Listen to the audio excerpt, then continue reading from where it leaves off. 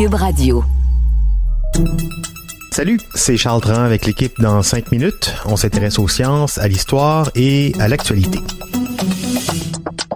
Aujourd'hui, on parle géographie. Lorsqu'on imagine des villes qui pourraient disparaître sous l'eau, on pense souvent à des endroits légendaires comme Venise, une ville construite sur un amalgame de 120 îles et soutenue par des pylônes sous-marins.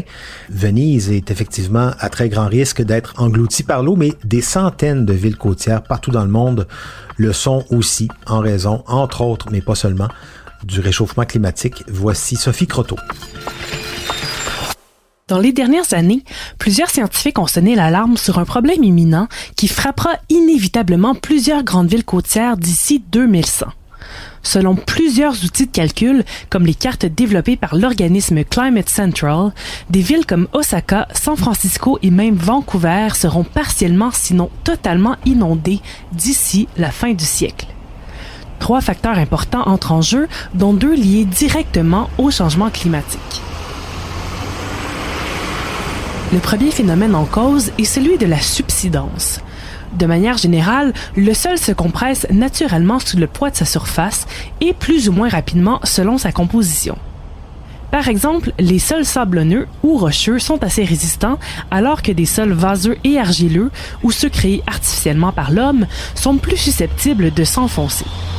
Par contre, lorsqu'on ajoute d'énormes bâtiments et des milliers de kilomètres de routes sur ces sols, ils vont nécessairement subir plus de pression et donc s'affaisser plus rapidement.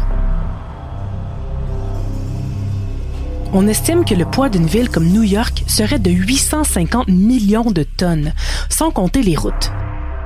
Elle s'enfoncerait de 1 à 2 mm par année, mais jusqu'à 4 mm par endroit, parce que ces gratte-ciels sont construits sur le roc, mais que ces côtes sont plutôt argileuses ou artificielles.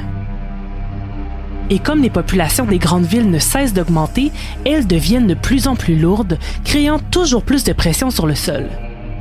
Le problème est pire encore dans les villes situées sur des nappes phréatiques qui sont pompées pour obtenir de l'eau potable, comme c'est le cas à Jakarta en Indonésie.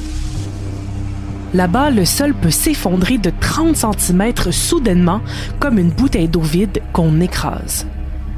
Récemment, une étude de la Northwestern University a aussi mis en lumière un facteur jusque-là ignoré et qu'on appelle désormais le changement climatique souterrain.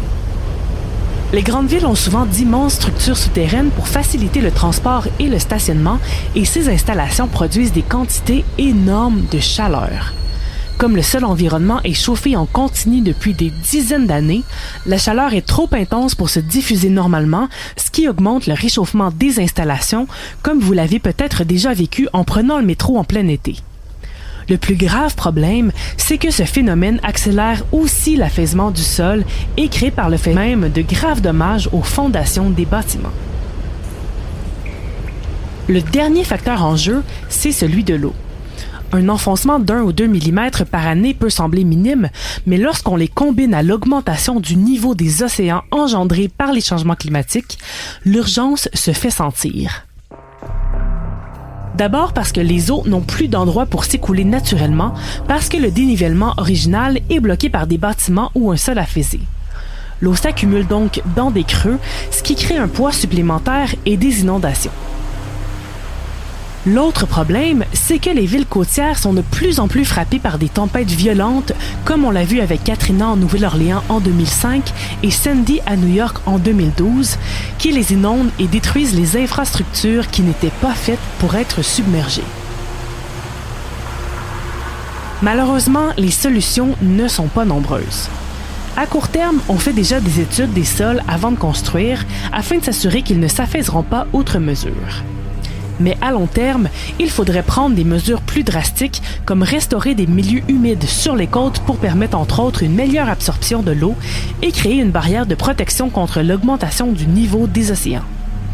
Il faudrait aussi idéalement relocaliser les millions d'habitants de ces villes, ce qui est peu probable et faisable vu la précarité financière de plusieurs citadins. On risque plutôt de dépenser des milliards de dollars sur des systèmes de défense contre les inondations, au risque de voir nos villes disparaître les unes après les autres, comme dans la légende de l'Atlantide. Ouais, à voir le nombre de villes dont il est question, on parlera des Atlantides un jour. Le système de défense contre les inondations, c'est pas des petits chantiers en effet, aux Pays-Bas, dont la majorité des terres sont sous le niveau des mers, d'où le nom Pays-Bas. On rivalise de créativité, on dépense des sommes inimaginables pour empêcher l'eau d'engloutir le territoire. Aussi, je vous recommande d'aller voir sur Internet le simulateur de montée des eaux du Climate Central dont Sophie parlait. Même si au Québec, on est quand même beaucoup plus protégé qu'aux Pays-Bas, il y a beaucoup de villes, de villages le long du fleuve qui sont menacés d'une manière ou d'une autre. Et puis, si on est plus épargné qu'ailleurs, ça veut aussi dire qu'on devient un lieu sûr, un projet de migration pour des millions de personnes qui n'auront pas cette chance. Merci Sophie Croteau, c'était en 5 minutes.